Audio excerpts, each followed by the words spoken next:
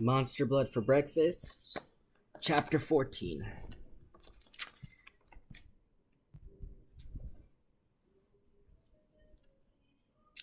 Who are you? What do you want? I cried, and then I gasped. Moonlight flooded the window, and I saw that I wasn't staring at a giant man. I was staring at one of my ivy plants, the one closest to the dresser. It had grown to the ceiling. Its giant tendrils were waving in the breeze from the open window. I clicked on the ceiling light. The plant was huge. It creaked and groaned, bending and stretching. Some of the vines brushed against the ceiling. The monster blood, I remembered it, dripping off the dresser into my ivy plant. Bradley was right about one thing. The green goo really made things grow. This isn't fair, I thought. It just isn't fair. I had practiced and worked so hard for the championship meet tomorrow, and now I was getting no sleep, and I felt totally stressed and frightened. How big would the ivy plant grow? Glug, glug, glug, glug. I had no choice. I had to check out the closet. I had to make sure the monster blood was still safe inside the piggy bank. I stepped up to the closet. I took a deep breath, turned the knob, and pulled open the door. No! I screamed as a tall, hot wave of goo washed onto me. It bounced off my chest, then oozed into my hands. Oh no, I groaned. This isn't happening. The monster blood spread all over my hands and tightened itself like a pair of gloves. I staggered back. My hands started to itch like crazy. The green goo tightened itself, tighter, tighter. I shook my hands frantically, but the hot gunk clung to my skin. As I struggled, the monster blood bulged bigger and oozed onto my chest. I swiped at it with both hands, but they were slippery, covered in green goo. I couldn't grab hold. The hot, syrupy monster blood wrapped itself around my chest, tighter, like a warm, tight sweater. Gasping for breath, I squirmed and struggled. I dropped to the rug and tried to roll it off, but it clung tight to me and climbed higher over my body, spreading so fast. Now I could feel the sticky, warm ooze spreading onto my neck, tightening around my throat, like fingers trying to strangle me. My breath came out in loud wheezes. I tugged at it, twisted and bent my body, tried to pry my fingers through the thick green blanket of goo. Hard to breathe. It's choking me. The sickening smell poured into my nose. The gunk tickled my chin, rising fast. Was it headed for my mouth? I shut my mouth tight and gritted my teeth. Can't breathe. It's burning me, choking me. Chapter 15. The green goo bubbled and popped as it spread over me. The putrid aroma swept over my face. I struggled not to gag. Desperate, I clawed at the goo over my chest. I tried desperately to dig my fingers into it, to pull. Yes. I plunged my fingers through the thick, wet goo, grabbed hold, and gave it a hard tug. Yes. It made a loud popping sound as I stretched it off my chest. I balled the sticky goo between my hands and tugged harder. The monster blood stretched like elastic, then snapped off my body into both my hands. I kept rolling it into a tight ball, tugging it off and rolling it.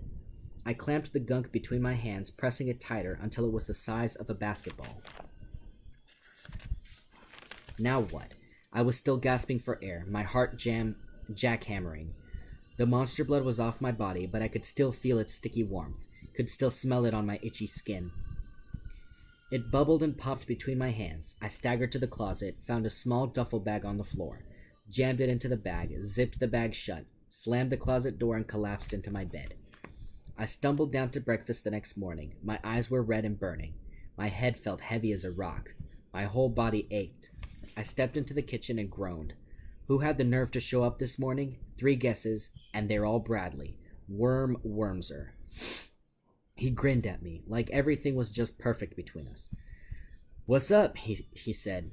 He raised a hand to slap me a high five, but I walked right past him. Look, dude, Bradley said, you don't have to share your cereal with me this morning. Your mom gave me my own bowl. He held up his cereal bowl like it was a prize. Thrills and chills, I muttered. I dropped into my chair across the table from him and ate my cereal. Livy sat next to Bradley. She was mashing up her scrambled eggs with a fork. She likes to mash them flat. Don't ask me why. I checked to make sure my mom wasn't in the kitchen. I didn't want to tell her about the monster blood upstairs. Dad was out of town, so he couldn't help. And I knew Mom would totally panic. I leaned over the table. Bradley, listen to me, I whispered. We have a real problem. He tilted the cereal bowl to his mouth and made loud slurping noises. Then he laughed. He thought it was a riot. I'm serious, I said in a loud whisper. The monster blood, it's totally out of control. It made my ivy plant grow, and it... Bradley snapped his fingers right in front of Livy's nose. "Stop it," Livy screamed. She jabbed Bradley with her elbow. "Stop snapping in my face, worm. I mean it." She elbowed him again. "You hit my nose." He laughed. "What nose?" He cried. "You call that pimple a nose?" "Shut up," Livy shouted. "At least I don't look like a slimy worm." Bradley snapped his fingers in her face again. "Bradley, listen to me." The two of them were going at each other. I had to shout at the top of my voice. "We have to do something. My ivy plant." Mom burst into the kitchen. "What's the racket?" she cried, covering her ears. "Go on, all of you. Get out of here. You're all going to be late." She put a hand on my shoulder. "Dad is so sorry to miss your swim meet this afternoon. I'll try my best to be there," she said, patting me. "I'm so proud of you, Matt." "Thanks," I muttered. "You won't be proud if I fall asleep in the pool," I thought. For a moment, I felt like telling her everything, telling her about my birdhouse project, about how Bradley almost got me kicked out of school, about how I had to fight the monster blood, how it was still upstairs in my closet, throbbing and bubbling. Would she believe any of it? Bradley and Livy had already headed out the front door. There wasn't time to tell her at all. Besides, what could Mom say? How could she help me now? I had to find a way to deal with it. I stuck my head out the front door. "I'll be right there," I shouted to Livy and Bradley. I hurried upstairs to my room. I wanted to check the monster blood one more time. I wanted to make sure it hadn't burst out of the duffel bag. My heart was thudding in my chest as I pulled open the closet door. The ceiling light flashed on, and I let out a startled cry. The monster blood. It was gone. Chapter 16. I dropped to my knees and stared at the bottom shelf. Stared at the empty space where I had placed the duffel bag. I shut my eyes. How could this happen? How could it disappear? Finally, I climbed to my feet. I didn't want to be late on the day of the swim meet. I shut the closet door behind me. The giant ivy plant cast a long, quivering shadow over my bed. The leaves were as big as my hand. The vines were as thick as my arms. Deal with it later, I told myself. Just get yourself to school. Concentrate on the swim meet. Shut this out of your mind. I forced my legs to move. I found Livy waiting for me at the curb. Bradley was already jogging across the street on his way to school. Livy flashed me a devilish grin. She grabbed my arm and pulled me close to whisper in my ear, "Matt, know what I did?" "Huh?" I stared at her. "What are you talking about?" She pulled me to the corner. Her grin hadn't faded. "I snuck into your room last night," she said. "I took that duffel bag out of the closet." My mouth dropped open. "How did you know about it? You were spying on me?" She slapped my arm. "Listen, let me tell you what I did. This morning, I took a gob of that gooey stuff out of the bag, and guess what? I put it in Bradley's cereal."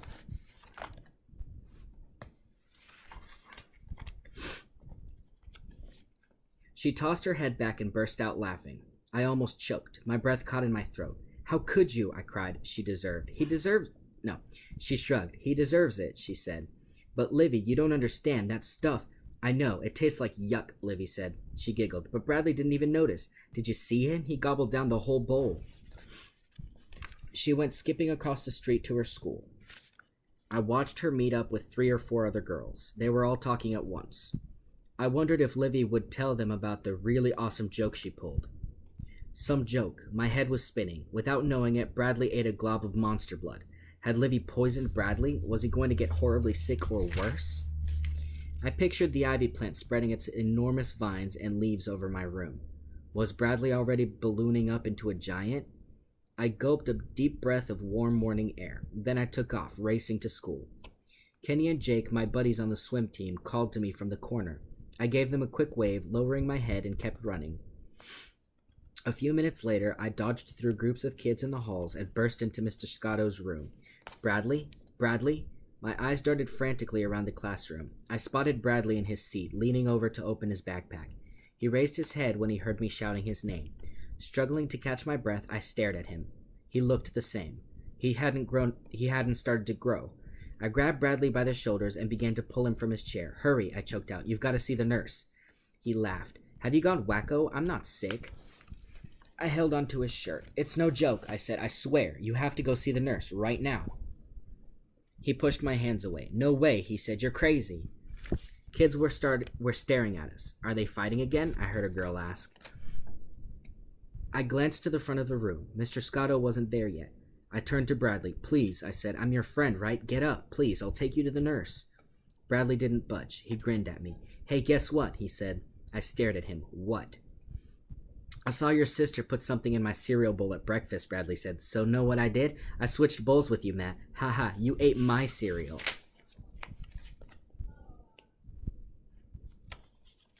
Chapter 17. Have you ever been on one of those amusement park rides that whirls you around and around and then the floor drops out from beneath you and you're left spinning in midair? That's how I felt. The whole room spun. The floor tilted up, then down. Bradley snickered. Matt, you okay?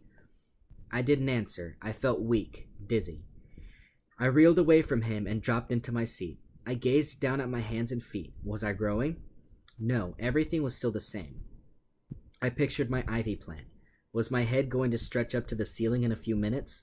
Was that green gook going to turn me into a total freak in front of the whole class?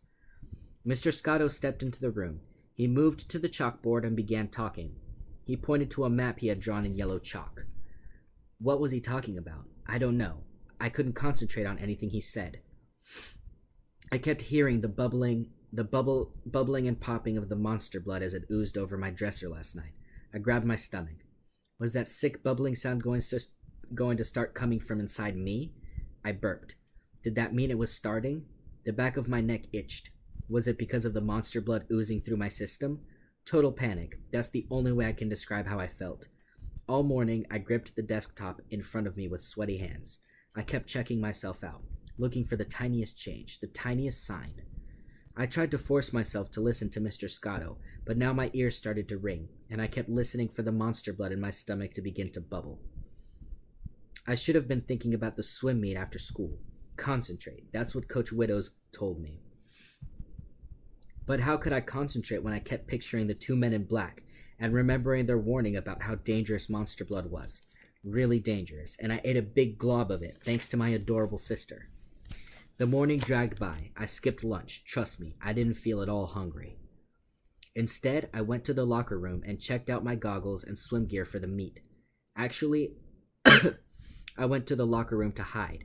I knew it would be empty. I didn't feel like talking to anyone. I walked out to the swimming pool. The hot, steamy air felt good on my face, and I loved the heavy chlorine smell. I bent down and touched the water. Nice temperature. Concentrate. Mainly, I concentrated on not growing bigger. Walking back to Mr. Scotto's class, I gritted my teeth and kept my stomach muscles tight, and kept checking myself out every 2 seconds. The longest day of my life.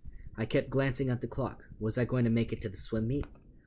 A little before 3 o'clock, my stomach started to bubble and churn. My hands started to itch. I felt hot sweat run down my forehead. It's happening, I thought. I froze in panic and felt a cool breeze on my legs. I looked down. Oh no.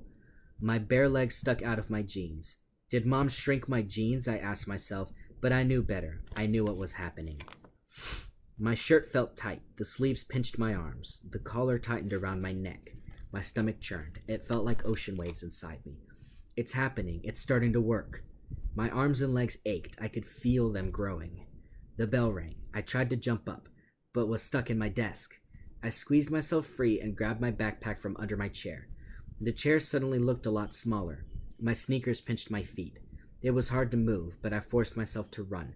I heard Bradley call me. I didn't turn around. I ran through the hall, my big feet pounding the floor. I wanted to get to the locker room and change before anyone saw me. Before anyone saw that I was growing taller by the minute. My heart hammering in my chest, I burst into the locker room and ran up to the wall mirror. Oh wow, I was at least a foot taller. How fast was I growing? I flexed my muscles. I looked good, but of course I couldn't enjoy it. No way I wanted to become a giant freak in front of everyone. Maybe, I told myself, if I can get into the pool fast enough, I can hide my big body under the water and no one will notice. I pulled on my swimsuit, so tight, I could barely get my legs through it. I tossed a towel over my shoulders. I ducked down low. I walked stooping over. Get to the pool, Matt. Get to the pool before anyone sees. Almost to the pool door. Oh, I let out a gasp as Coach Widows stepped in front of me. Hey, Matt, stop right there, he said. You can't go in the pool. Chapter 18. I froze. I stared at the coach. I heard my shoulders pop. They were growing. Did he hear it too? A smile spread over Coach Widow's face. "You can't go in the pool without me wishing you good luck," he said. He slapped me a high five. "We're all counting on you, fella." I breathed a sigh of relief. I started past him, but he put out a hand to stop me. "Hey, have you grown?" he asked. I had to think fast. Yeah," I said. "I've been trying to bulk up. Guess it's working." I hurried out to the pool. The hot, steamy air greeted me along with loud voices and shouts. The team from Upper Fairmount was already taking practice laps in the water. Their coach was blowing his whistle, shouting encouragement to his swimmers. I saw about 20 or 30 people in the bleachers at the far end, a few students. Mostly parents. I didn't spot my mom. Maybe she got hung up, I thought. I waved to a few of my teammates coming out of the locker room. Then I dove into the water. So far, no one had noticed how much I had changed. I swam underwater for a lap, getting my body used to the temperature. Then I did the butterfly stroke, loosening my arm muscles. Halfway across the pool, I stopped. I started to tread water. I suddenly felt very strange. I gazed at my hands. They were huge and growing bigger, almost the size of a baseball glove. I could feel my arms and legs stretching, like someone was tugging them out. My swimsuit felt stretched to the limit, about to pop off. I was growing fast now, so fast I could see it happening. I lowered my feet to the pool bottom. I was standing at the 6-foot level, and my head was still above water. Oh no. I realized why this was happening. It came to me in a flash. My ivy plant. Monster blood had dripped onto it, and then I watered it. The plant grew huge after I'd watered it, and now here I was in the water. And as soon as I hit the water, I started to grow really fast. I raised my eyes to the bleachers. No sign of Mom. Good, I thought. No way I want her to see me like this. The teams were lining up for the first event, the 500 meters freestyle. My first event. I saw the official in his black and white striped shirt fiddling with his starting gun. Can I still swim? That was my frightening thought. Am I too big to swim? Can I still do my normal strokes? I lowered my head and began to practice my breaststroke. Wow, I couldn't believe it. My speed was amazing. I felt so strong. I shot through the water like an attacking shark. No human can swim this fast, I told myself. The pool suddenly appeared so tiny. I realized I could swim the length of the pool in 4 or 5 strokes. No way I could lose. I was about to break every middle school swim record in history. As long as no one sees this, as long as no one sees that I'm suddenly 8 feet tall. No time to worry about that. I floated in place between my teammates, Jake and Kenny. I bent my knees and hunched real low. We flashed each other thumbs ups. Then we lowered our heads and got into position. The starting gun roared, echoing off the tile walls. The race began. Chapter 19. I kicked off from the pool wall and began to pull myself through the water. I reached the other wall in a few seconds and made my turn. The other swimmers were still only halfway across the pool. I decided to take it easy on them. I swam in slow motion for a lap, but my arms were so powerful and my kicks had so much thrust, I burst forward like a rocket. This is amazing. I couldn't hold it in. I shouted the words out loud. I never felt so fast, so powerful in my whole life. It was awesome. I was a rocket, a swimming machine, the fastest swimmer in the world. With 3 laps to go, I went into full speed. I sent up a tidal wave of water as I passed the other swimmers. How far behind were they? 2 whole laps.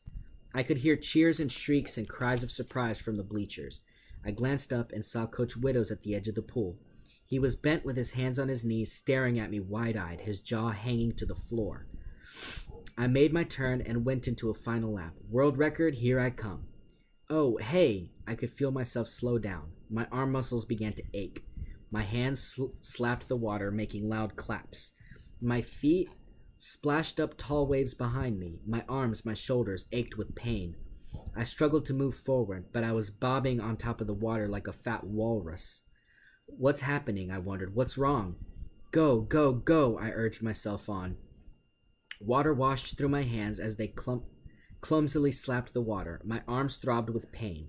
My kicks were sloppy, not strong enough to get me moving. The other swimmers glided past me. I struggled to heave myself forward, but I was too heavy to pull myself any farther. It took all my strength not to sink to the bottom. I'm too big, I realized. I'm a huge muscle-bound blob. Swimmers passed me in a blur. Kenny raised his head and flashed me a confused glance as he swam past. My chest ached. My legs throbbed with pain. I knew I couldn't go any farther. I didn't have the strength. Sucking a deep breath into my aching chest, I made one last clumsy heave and hit the pool wall. It took a few seconds to hear Coach Widow's shouts. What was he saying? I won? Huh? Did I really win the race? I kept my body low underwater and raised my head, and heard the deafening screams and cheers. Matt, it's unbelievable. You broke the all-time record, Coach Widow shouted, staring at his stopwatch. Kenny and Jake and my other teammates swarmed around me. They slapped me high-fives, splashing and hugging me, and acted like total nuts. Cameras flashed, the screams and cheers went on and on. I shot my fists high above my head and let out a victory cry. Winning a swim match never felt this good. My happiness lasted another few seconds. Then I felt cold dread sweep down over my huge body. The cheers faded from my ears. My teammates became a noisy blur. The judge was blowing his whistle. He was trying to clear the pool for the next event. That was my first big problem. How do I get out of the pool without letting everyone see that I'm 8 or 9 feet tall? If I climb out now, I thought, everyone will see that I'm a giant freak, a monster. Come on, Matt, Kenny yelled as he headed for the locker room. Let's go, buddy, Coach Widow smiled. I'll be right there, I waved them both on. Just need to loosen up my muscles. I've got a small cramp. The pool emptied out quickly. The racers in the next event started to lower themselves into the water. I had to move. I had to get out. But how? I had an idea, a desperate idea. I turned away from the crowd, kept to the side of the pool, and started walking to the deep end. I knew the pool was only 8 feet deep, no problem. I was taller than that. I walked to the deep end and glanced all around, no one watching me. They all had their eyes on the new swimmers. I climbed out and dove behind the bleachers. I stood there dripping water and listened for startled shouts. No one saw me. Okay, I can do this, I told myself. I slipped out the back door and made my way along the empty hall that led to the locker room. I could see the red locker room door just ahead. Only a few feet to go. Zip! My tiny swimsuit ripped and flew off. I backed against the wall, totally naked. The red locker room door seemed a mile away, and then I heard voices, girls' voices, in the hall, coming my way. Chapter 20. I lurched forward. My wet feet slipped on the floor. I stumbled into the door, jerked it open, and disappeared into the locker room. The lights were off. Gray evening light flittered in from a high window on a far wall. The locker room was empty. Everyone was at the pool. I made my way through the long row of lockers. I found my locker at the end. I had to bend way down to reach the combination lock. Hard to see the dial in the dim gray light. I was alert to every sound. Water dripped in the shower room. A tree branch tapped at the window above my head. Kids were cheering another victory at the pool. I opened my locker room and snatched out my clothes. I raised my boxers and too small. They wouldn't fit around even one leg. Trembling, still dripping water, I held up my jeans and t-shirt. They looked like doll clothes. How can I get home? I asked myself out loud. The words seemed to hang in the damp locker room air. I'm totally naked. How can I get home? My eyes landed on a stack of towels on a bench outside the shower room. I picked up 2 of them, tied them together, and wrapped them around my waist. Okay, at least I'm covered. But I still can't walk home like this. My mind raced. I felt so heavy and slow, as if I were still in the water. I stepped up to the mirror. I was too tall to see my head without bending down, and I was still growing? The thought sent a shiver down my spine, and then I had an idea. Sometimes my scientific brain amazes even me. Okay, this idea was desperate, maybe crazy, but once again I pictured my ivy plant. I'm pretty sure it was the water that made the monster blood work. When I watered the plant, it started to grow, and when I jumped into the pool, my body started to stretch like crazy. What if I dried myself out? Maybe I'd shrink. Maybe I could dry myself back to my normal size. My heart started to thud with excitement and hope. This could work. It really could. Someone once told me there were hair dryers in the girls' locker room. I fumbled with the towels around my waist, made sure they were good and tight. Then I poked my head out into the hall. I heard shouts and cheers from the pool. No one in the hall. My huge bare feet slapped the floor as I darted to the girls' locker room. Carefully, I pulled the door open a crack and peeked in. Please be empty, please be empty. Anyone in here? I called. I tried to whisper, but my big new voice boomed. Silence, no reply. Yes! I crept into the long, dark room. My first thought. It didn't smell sweaty and rank like the boys' locker room. The lockers were all shut. The room was neat and uncluttered, except for a blue backpack resting under one bench and a pair of red and white sneakers next to a wire trash can. Wow, I never thought I'd be in here. I kept glancing all around. What would I say if someone caught me? I hurried to the dressing room in the back. It had a row of sinks and mirrors that covered the wall. I saw 2 hair dryers hanging above the sinks. My hand trembled as I pulled one off its hook. I checked to make sure it was plugged in. Then I clicked it on. The hairdryer whirred to life. I felt the air grow hotter as it shot out of the nozzle. Would this work? Was I a genius, or had I totally lost my mind? I turned the hot air blast onto my chest. I held it there until my skin started to burn. I aimed it at my arms and shoulders for a while, then bent down and gave my legs a blast of hot air, then came back to my chest. Come on, dry me, dry me. I gazed into the mirror. No, nothing changed. I was still a 9-foot giant holding a tiny hairdryer in my big paw. It has to work, I screamed into the mirror. I bent to dry my legs some more. Then, when I heard the locker room door squeak open. Oh no. I gasped and clicked off the hairdryer. I froze there with the dryer in one hand. The other hand gripped the towels around my waist. I heard girls' voices. I darted away from the mirror and pressed myself against the wall. Too late. A girl called, Hey, what are you doing in there?